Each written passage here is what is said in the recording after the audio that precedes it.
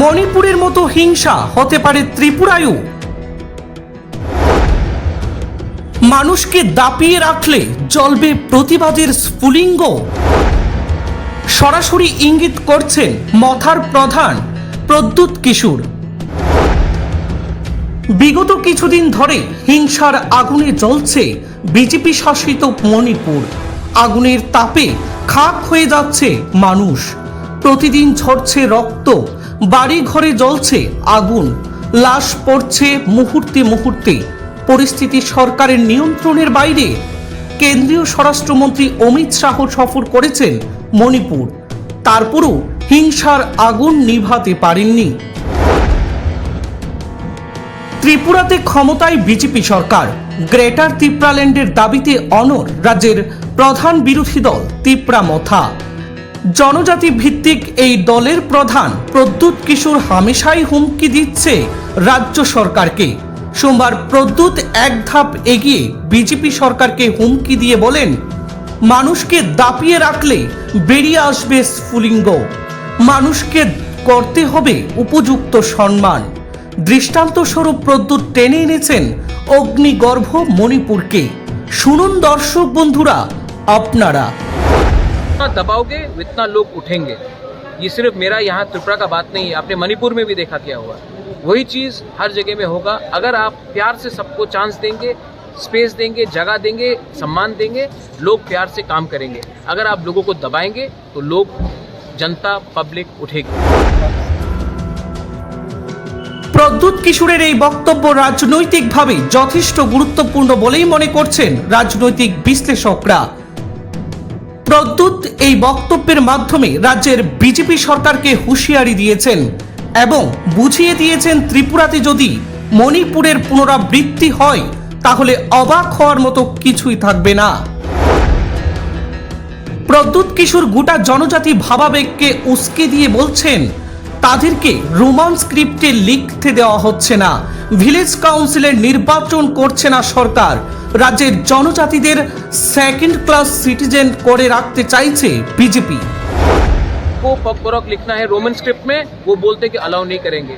हमें चाहिए village council में, वो बोलते नहीं करेंगे। हमको सेकंड क्लास सिटीजन समझ के रखा है त्रिपुरा में।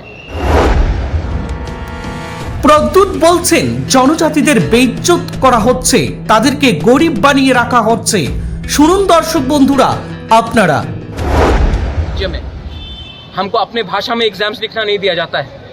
हमारे राज्य में हमारा बेइज्जती होता है, हमारे राज्य में हमें गरीब रखा जाता है, तो ये डिमांड रहेगा। রাজনীতিকদের প্রশ্ন, এই রাজ্যে তিপ্রাসারা কিভাবে সেকেন্ড ক্লাস সিটিজেন হয়েছে?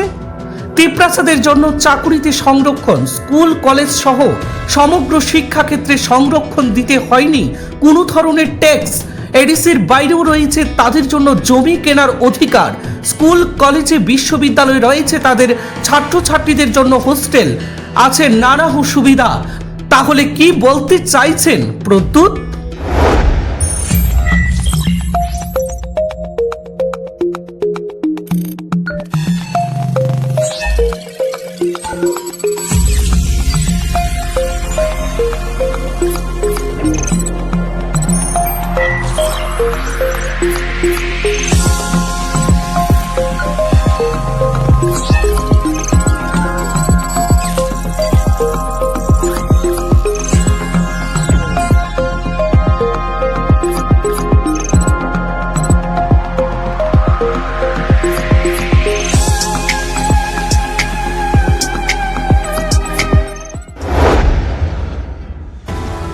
প্রদ্যুৎ বলছে এই রাজ্যে তিপ্রাসারা গরিব, তার জন্য দায়ী কে?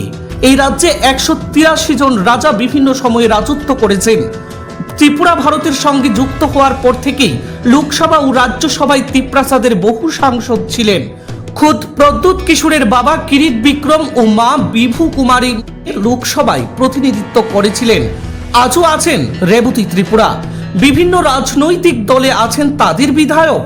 কমিউনিস্ট শাসনে ছিলেন তিপ্রাসা মুখ্যমন্ত্রী দশরথ দেব। তারপরও কেন জনজাতিদের উন্নয়ন হয়নি? তাহলে কি জনজাতি প্রতিনিধিরা তাদের লোকজনের উন্নয়নের জন্য কোনো চিন্তাই করেনি? স্বাভাবিকভাবেই পরিষ্কার হয়ে গেছে প্রদ্যুৎ কিশোরের প্রশ্নের উত্তর। আক্ষরিক অর্থে জনজাতিরাই জনজাতিদের উন্নয়ন চায়নি। রাজা মহারাজা থেকে হালের তিপ্রাসার নেতারা ব্যস্ত শুধু নিজেদের ভোগ বিলাস নিয়ে। ত্রিপুরার রাজাদের ইতিহাস ও বর্তমান তিপ্রাসা নেতাদের জীবনযাত্রা বিশ্লেষণ করেই এ কথা বলছেন রাজনৈতিক প্রাজ্ঞরা। Bureau report JM24 news.